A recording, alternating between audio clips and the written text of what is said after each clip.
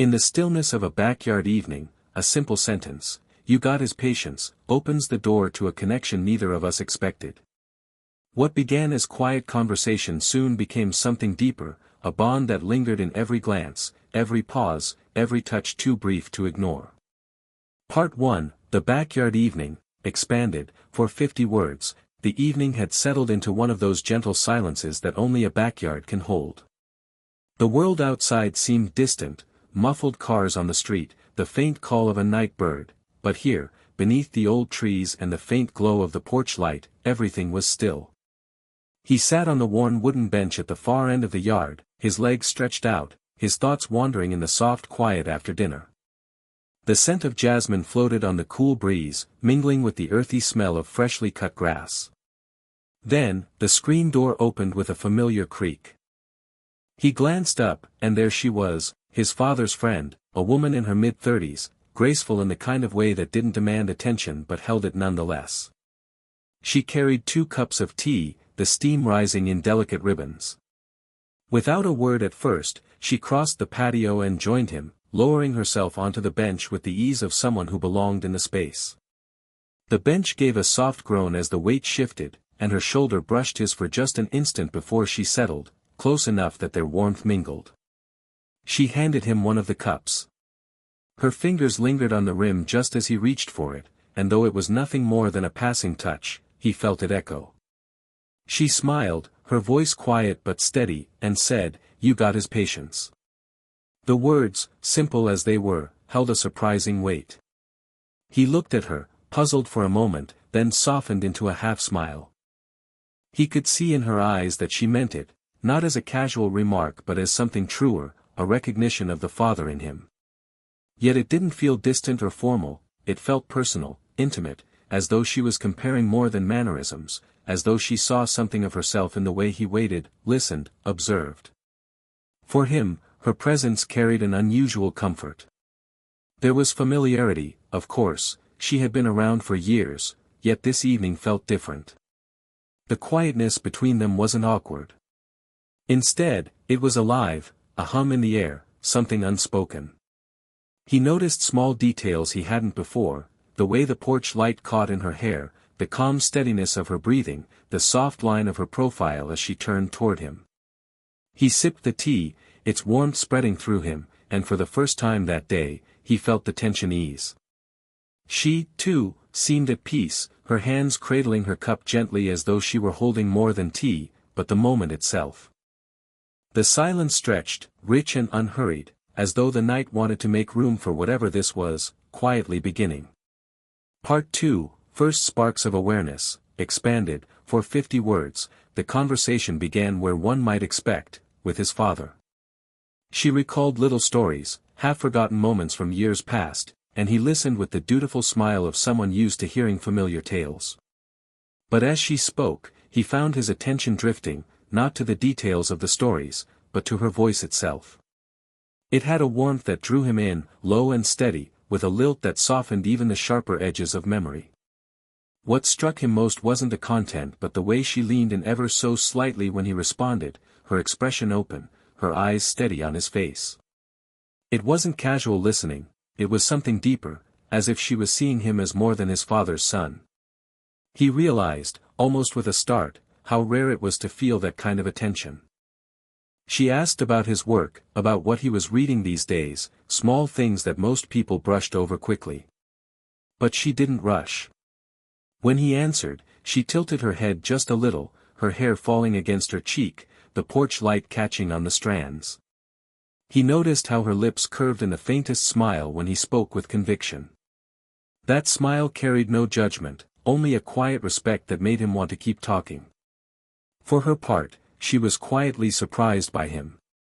The young man sitting beside her wasn't the boy she remembered trailing behind his father at family barbecues. He spoke with a calm sincerity that felt older than his years, though there was still a spark of youth in the way he sometimes searched for the right words. His patience, yes, she had seen it before, but now she saw it paired with depth, and it unsettled her in a way she hadn't expected. When she laughed at something he said, it was soft, genuine, the kind of laugh that needed no performance. In that moment, without thinking, she reached out and let her hand graze his forearm.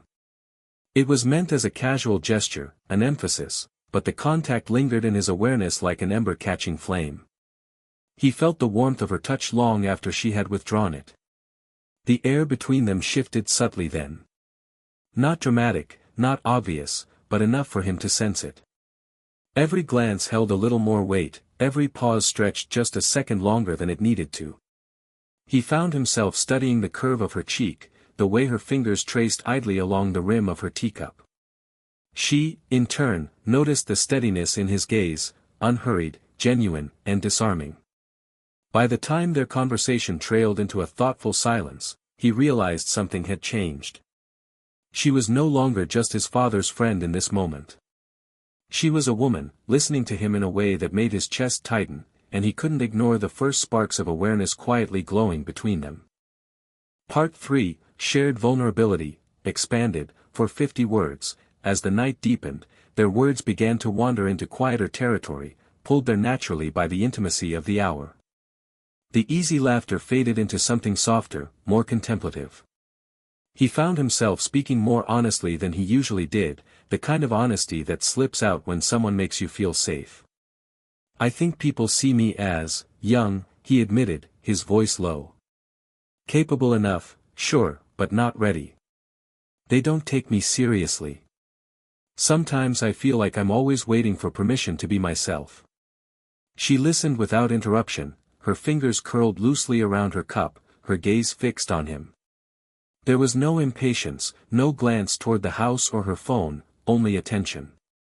He felt the weight of it, and instead of shrinking, he leaned into it. She nodded slowly, then sighed in a way that seemed to carry years. "It doesn't go away, that feeling," she said softly. "For me, it's different. People expect me to have everything figured out by now, career, family, relationships. And when I don't, when I admit that I still have doubts, or that I want something different, it feels like I've failed some invisible test." Her words hung in the cool air, tender and unguarded. He looked at her, really looked, and saw the flicker of vulnerability she rarely allowed others to glimpse. There was strength in her, he had always known that, but this was something more intimate, something she didn't share lightly. "I don't think that's failure," he said after a moment, his tone quiet but steady. "I think it takes more courage to admit you're still searching than to pretend you've already found everything." Her lips parted, as if to respond, but for a moment she simply studied him, her eyes softer now, touched with something that unsettled her heart. The young man before her wasn't giving her polite reassurance. He was offering understanding, something far rarer. She shifted slightly, setting her cup down on the wooden bench between them. Folding her arms across her chest, she looked away briefly, as if to steady herself. He noticed the protective gesture but also noticed she hadn't moved away. On impulse, or maybe just instinct, he let his hand drop to the bench near hers. Not touching, just close enough that she could feel the warmth radiating. She didn't retreat. Their hands stayed like that, only inches apart, the unspoken current humming between them. The silence that followed wasn't empty. It was charged, alive, carrying the weight of two people who had laid something bare. Neither said it out loud, but both knew, they had crossed into a new kind of closeness, one that neither of them could quite ignore anymore. Part 4, Growing Closeness, expanded, for 50 words, the night stretched on, yet neither of them seemed in a hurry to leave. Their cup sat forgotten on the bench, the steam long gone, but the conversation continued, winding from memory to dream, past to future. She began telling him about her younger years, the choices she had made, the risks she hadn't taken. Her voice carried both nostalgia and the faintest edge of regret. He listened with a seriousness that surprised even her.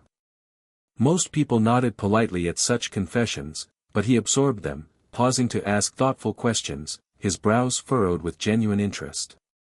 She found herself smiling at the way he leaned forward just slightly when she spoke, his elbows resting on his knees, as though nothing else mattered in that moment but her words. When he began to share in return, it was with a quiet honesty. He spoke of the ambitions that stirred restlessly in him, the sense that life was waiting to begin but not yet fully within reach. His words carried a mix of eagerness and uncertainty, and she felt an unexpected tenderness rise in her chest. Something about the way he opened himself without pretense made her want to listen longer, to reassure him, though she kept her voice gentle, careful. The world around them seemed to hush, as if giving space to the fragile intimacy that was unfolding. Even the crickets seemed to soften their chorus. The porch light glowed steady, casting their shadows onto the worn planks beneath their feet. At some point, almost unconsciously, she shifted closer. It was a small movement, just enough that the side of her leg brushed against his. For a moment, neither of them acknowledged it. But then, as the silence stretched, the contact remained. His heart quickened at the warmth of it, though he forced himself not to pull away or lean in too eagerly.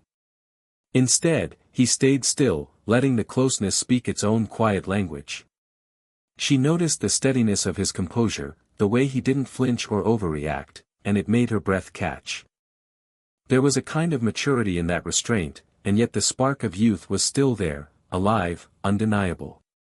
Her hand, resting idly on her lap, twitched once, as though tempted to bridge the distance further, but she held back, folding her fingers tightly instead. The night grew cooler, but neither reached for a shawl or a jacket. They sat as they were, warmed by the nearness of each other, speaking in softer voices, words blurring into comfortable silences. And in those silences, something deeper stirred, the quiet acknowledgement that closeness, once found, could not be easily forgotten.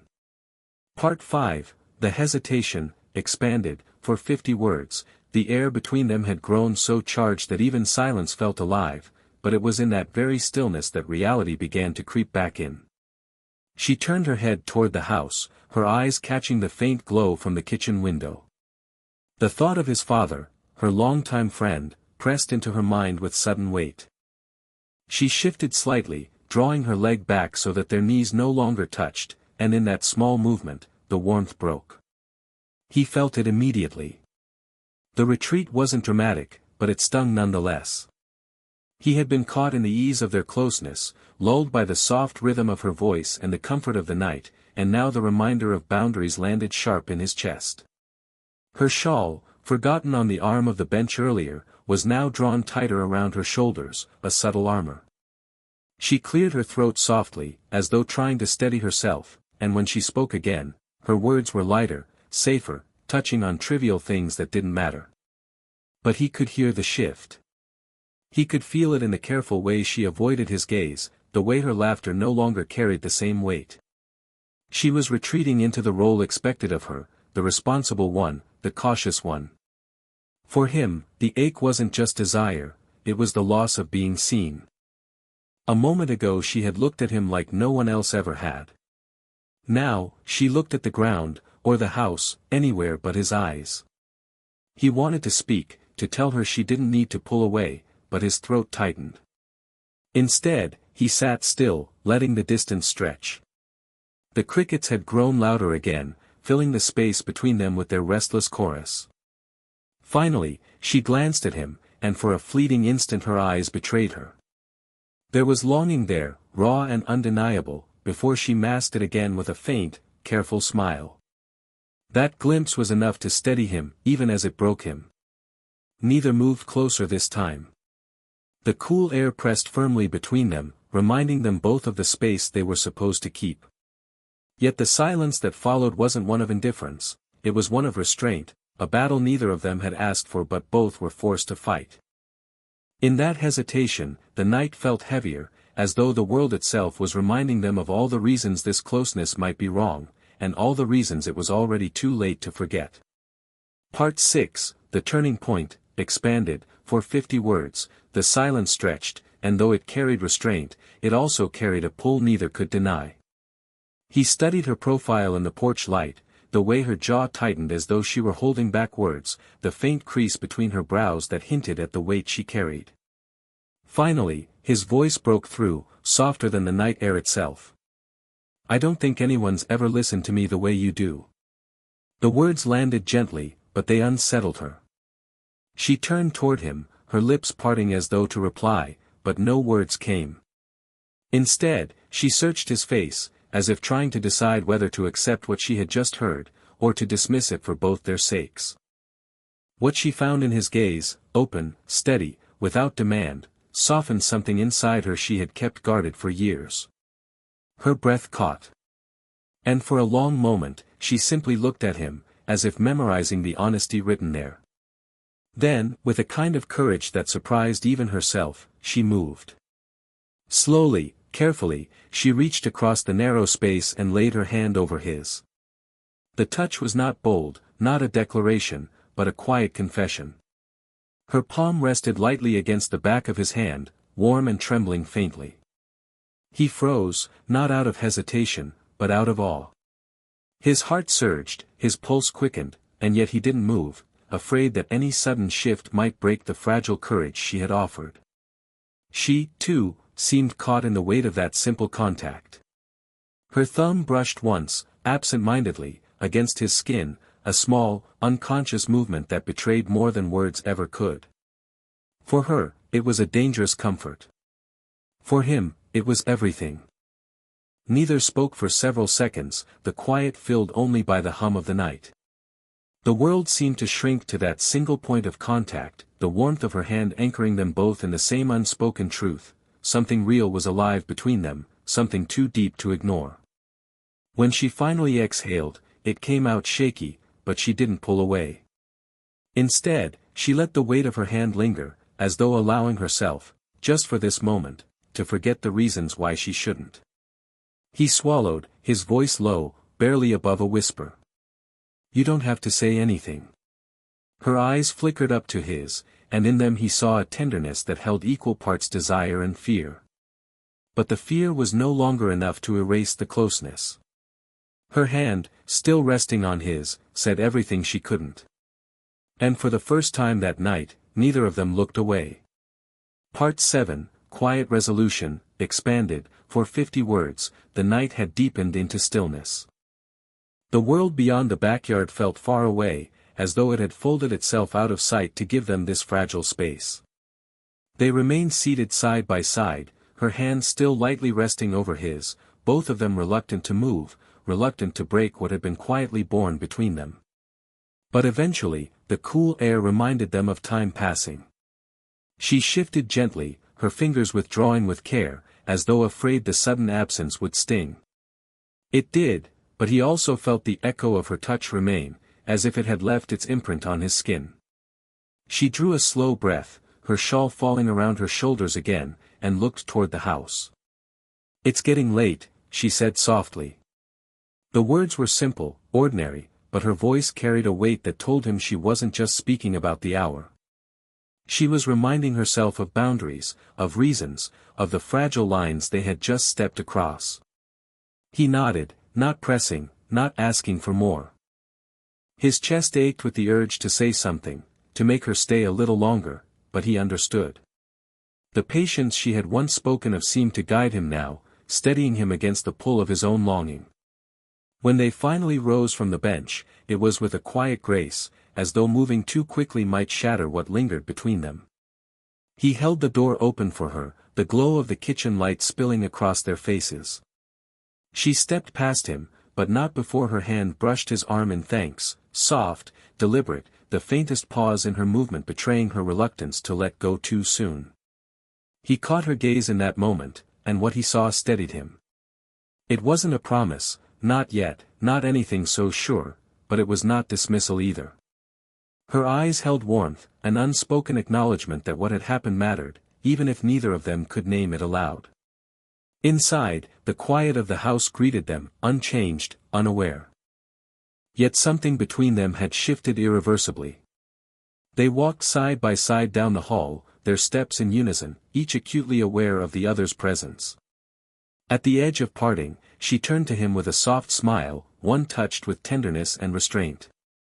"Good night," she said. Just 2 words, but the way she said them carried everything she could not confess.